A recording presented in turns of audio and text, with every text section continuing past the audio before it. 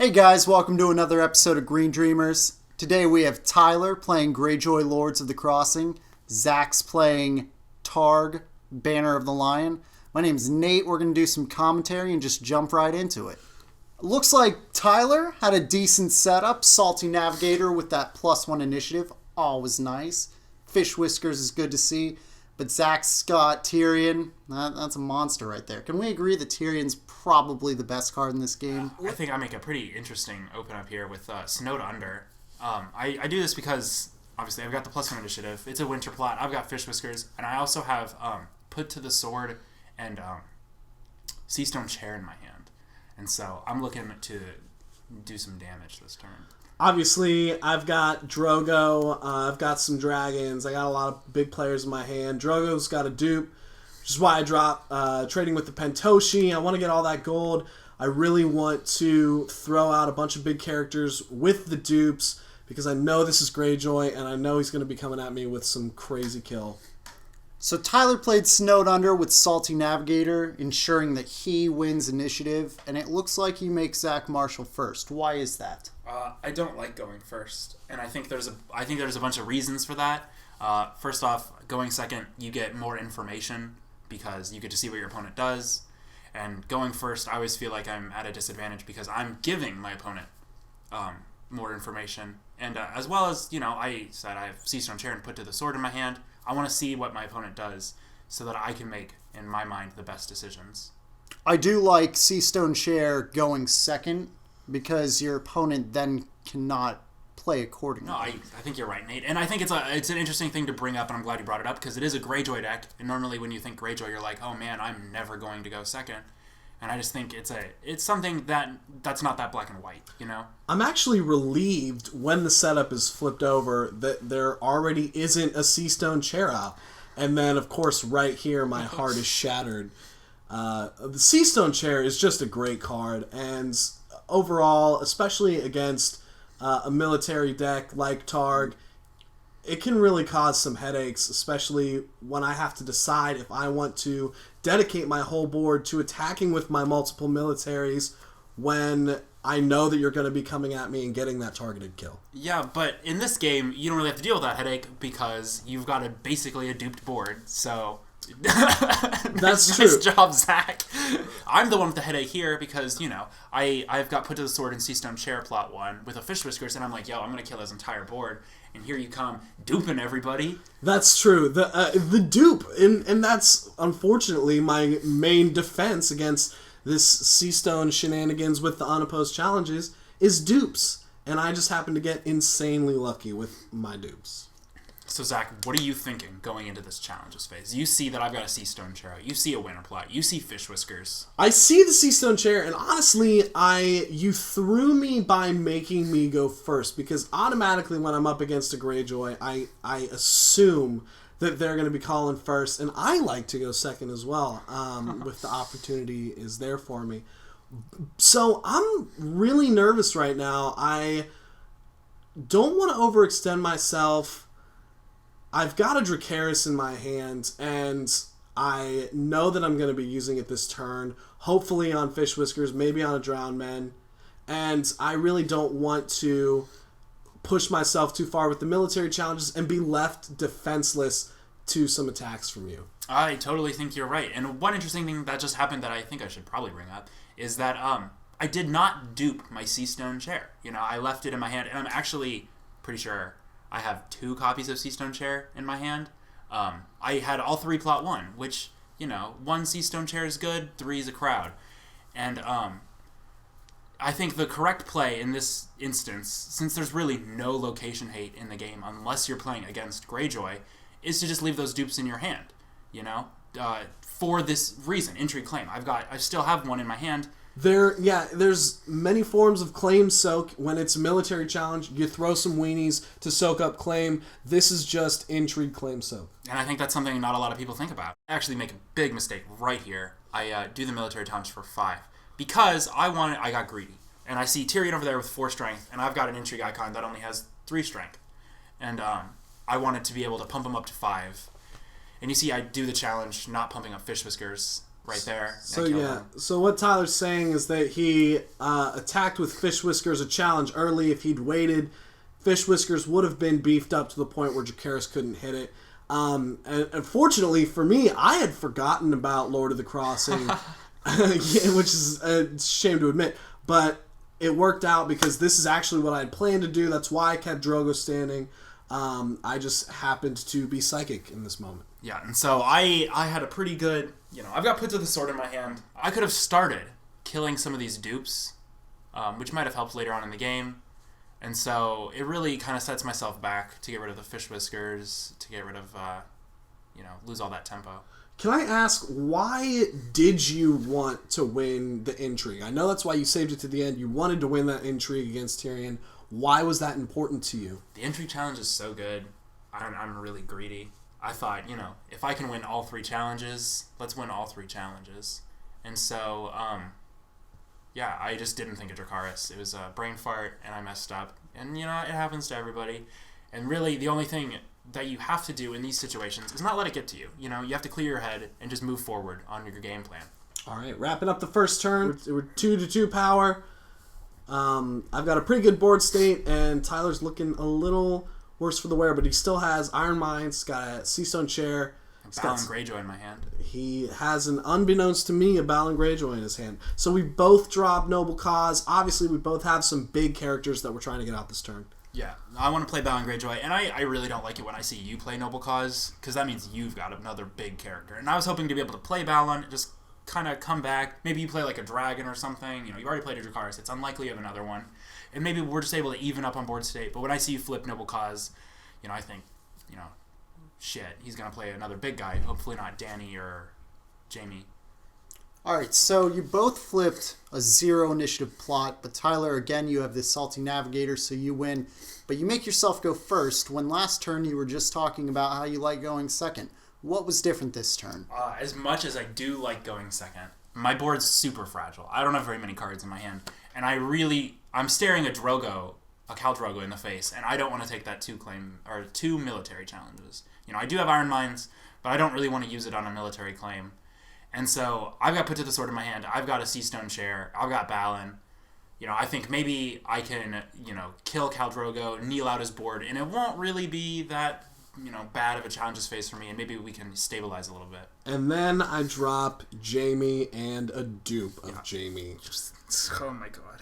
The dupe game is insane, ladies and gentlemen. I had 3 Seastone Chairs, plot 1. I had Fish Whiskers, plot 1, and I get Balon Greyjoy plot out on the board, plot 2. And I'm thinking, I'm going to kill his entire board. I've got to Put to the Sword. I'm going to kill his entire board. And Zach comes in, he rolls up, he strolls up, he says, I'm going to dupe all my characters. And I'm a little sad. But I think an interesting thing to bring up at this point is to bring up that I kind of shift gears here. I notice I really can't kill his board. I need 6 turns to kill his board with Seastone Chair. If I kill Khal Drogo this turn, I still need another 4 plots to kill his other characters. And really, I think at this point, I need to shift gears. And I need to going for that kill route isn't really going to win me the game. So you change your direction from a more aggressive to a more power-focused. Yeah.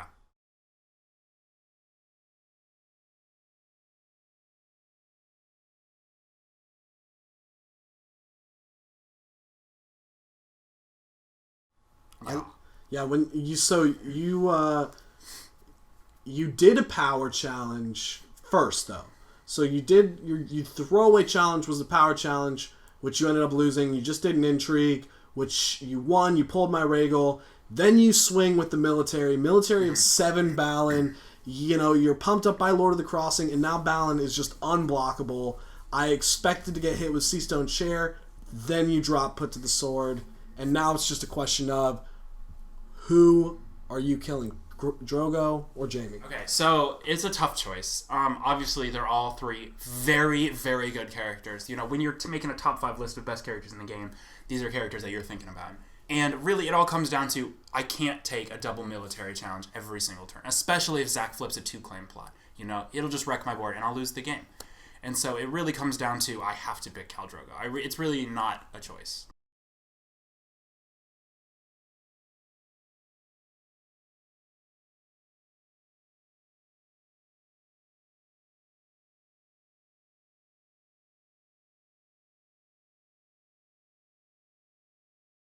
Your challenges are done. I'm going to swing with an intrigue. Obviously, very easy choice. You don't have any intrigue icons standing. I hit Asha. That's a great win for me. I'm really excited about that. Not Sea Stone Chair. Not your other Sea Stone Chair. Yeah. I swing with the military with Jamie. Once again, another easy call. Yeah, I just kind of left my board state, and I have to oppose your challenges. I only left up 2 pretty weenie characters, and so that's just what I'm doing. That's kind of the drawback to Lords of the Crossing is you're trying to get the full benefit of your agenda. In order to do that, you leave yourself quite vulnerable to counterattacks because you have to do 3 challenges, effectively kneeling out a lot of your characters. And I totally agree, and I think that's an interesting thing to kind of talk about, with the styles when you're playing Lords of the Crossing and you're not. Because when you're not playing Lords of the Crossing, one thing that I like to do is a bunch of chunk challenges. You take that 1 strength weenie and just do a challenge, make them kneel characters. And we're sitting at 6 to 5 power, so that was a big turn. But I still have the advantage over you. I've still got the better board state. I am worried about your location still. They're still sitting there. They're just taunting me. And now you've got Balin out. I feel like we're both finally starting to hit our strides in this game. And I think we both make pretty interesting decisions here. I make for my plot, I choose more of like a push plot. I'm trying to, push you in. And you go for the more resources plot. So this is the 3rd resources plot you've played now. You did trading, noble cause, counting coppers. And I think that's kind of like where this leads into the differences in what this turn kind of goes about. I'm really struggling with a lack of locations in this game. And that's why I played 3 resource plots in a row. I needed to get that gold. I have all these characters in my hand that I'm trying to get out, these big characters. And so I needed that gold. Now that I've just swept the board with all of the cards in my hand, I still don't have any locations. That's why I play counting coppers. And it's rough when I see you flip over the long winter because you just took a step forward while I took a step to the side. And I feel like our timing is now different. You are playing for a more aggressive game, and I've just essentially made a misstep. Tyler, this of course would be in line with what you were saying earlier about your direction change. Now you need to focus more on power instead of killing characters. And I think an interesting thing that maybe we can watch and see if Zach does is I think at this point of the game, seeing that Claim 2 plot, Zach should probably be looking to play a little more defensively. He's built himself a nice lead, and he doesn't want to lose it. Right? So that's exactly right. You swing with the military, which I let you win without choosing to kneel Jamie, and I made a misplay. I killed 2 characters when I had a dupe for Tyrion. Honestly, what was going through my head is I think I was a little shaken at this point from losing Drogo to the double kill. And honestly, you got into my head a bit psychologically, and that's a big aspect of this game, is keeping your wits about you and really keeping your resolve in how you're going to handle these situations. And I think that me getting into your head really allows me to make a big push here. I do my power challenge with Balon, which lets me get an unopposed Claim 2 power challenge with Renown. And it vaults me up to 3, 6, 9, 10 power. Yeah, that was a big play. Getting that power, that unopposed, with the 2 claim plot, with Great Kraken.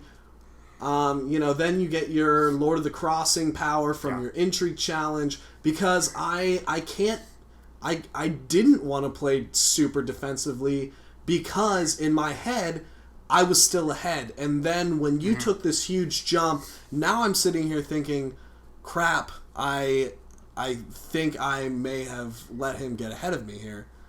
Obviously. Yeah, no, I mean, I see your thinking. You're sitting there with Tyrion with the dupes, Jaime with the dupe, and you're like, how can I play defensively? I've got Jaime out, But I think it's just one of those trickier spots in the game.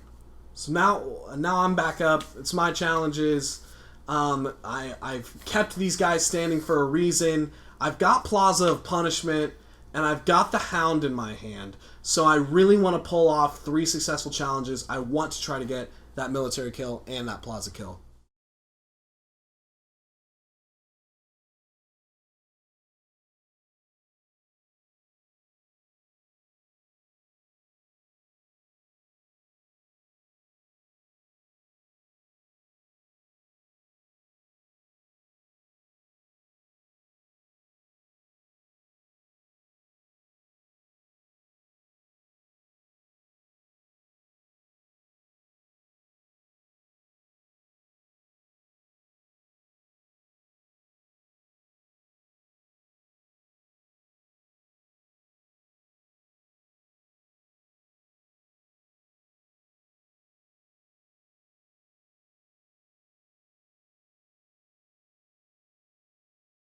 And I also wanted to bring up again, I wanted to cycle back to what I said about when we played plots. And I think it all kind of comes down to when you played counting coppers. And I think that's kind of really where the whole shift in the game came from, right? Where, at this point in the game, I'm trying to get power, but you're still building your board state, You're still trying to get those locations, those resources. But at this point, I said, screw the resources, I'm going to try and win the game. You are set up with your locations. You've got a wide board with a bunch of different characters, a very wide spread of icons, not necessarily intrigue. And then you've got your heavy hitter. And Balon is the heavy hitter of the Greyjoy deck. Mm-hmm. And you're right, my board still felt incomplete, which is why I played that Counting Coppers. Sure. And I like your decision to play the Long Winter here. Fortunately, I think it's a little too late. It is late. I needed to play this a turn ago. I dropped the Long Winter. You go down in power. It's not that much of a difference. I am at 6 power, though, so I still have a chance of coming back here. My draw is not epic, but I have the Hound in my hands, and that's a 6 strength character right there. I just need to hold you off for a few turns and close that gap and just halt you right here. Yeah, I mean, a 2-claim power challenge goes a long way to making sure I don't get to 15 power. Especially with Widow's Wail in your hand, Zach, on the Hound, can shut down Balon. Unfortunately, Tyler has Great Kraken, so it'll be hard to work around that stealth. But Tyrion having stealth in the Widow's Wail can definitely help you out if Tyler misplays here. Yeah. And so in this challenges phase, what I'm really looking to do is win that power challenge. I'm sitting at 3, 6, 7, 8 power, and I can get 1 or 2 for unopposed, 2 for claim, 1 from Great Kraken, 1 from Renown, and 1 from Lords of the Crossing, which is 7, and 8 plus 7 is 15 power. And so I don't care about the military, I don't care about the intrigue. He can defend and win both of those. I just need to do this power challenge with Balon, and when I give him +2 strength, there's really nothing he can do to defend, especially with stealth. So, all right, so Tyler swings with an intrigue here. I know that I'm going to lose this intrigue because I want to keep Tyrion standing so that I can come back at Tyler really hard on my challenges phase. I've got 3 cards in my hand, and I want to play Widow's Wail because I know that there's a really solid chance it's going to get discarded, and I think that it is one of those cards that can help me win this game and turn the tides. So I choose to play it on Tyrion. I think your misplay here is choosing to lose the Intrigue Challenge. By losing the Intrigue Challenge, you're forced to play Widow's Wail. Looking at Tyler's board state, with Rise of the Kraken, Lord of the Crossing, everything he has, Tyler can win the game here. And at this point, all you can hope to do is outplay Tyler. With Widow's Wail, you can do that maybe by surprising him and playing it on the Hound during this power challenge. Sure, Balon has stealth from Great Kraken, but oftentimes people can glance over that. Tyler may forget to stealth a character, and then playing the Widow's Wail surprisingly on the Hound would turn the tides of this game. I think especially when you get to the high levels of Game of Thrones, when you're in top 4, top 8, final match, I think these are the things that you really have to take into account. You just have to think one more step than your opponent. You swing. Obviously, I cannot oppose because I don't have anyone that can beat Balon, and you win the game. Yeah, but I think one thing interesting to point out is that I did not stealth the Hound. You did not stealth the Hound. You did not activate your stealth. So if I had played the challenge like Nathan suggested, there's a really strong chance that I could have come back. Greyjoy is a solid house. You guys saw for yourself how it was able to turn the tide, pun intended. Nope, that's it. I'm done. I'm done. Thank you guys so much for tuning in, watching another episode of Green Dreamers. This has been Zach, Tyler, and Nate. We'll catch you next time. Be sure to subscribe.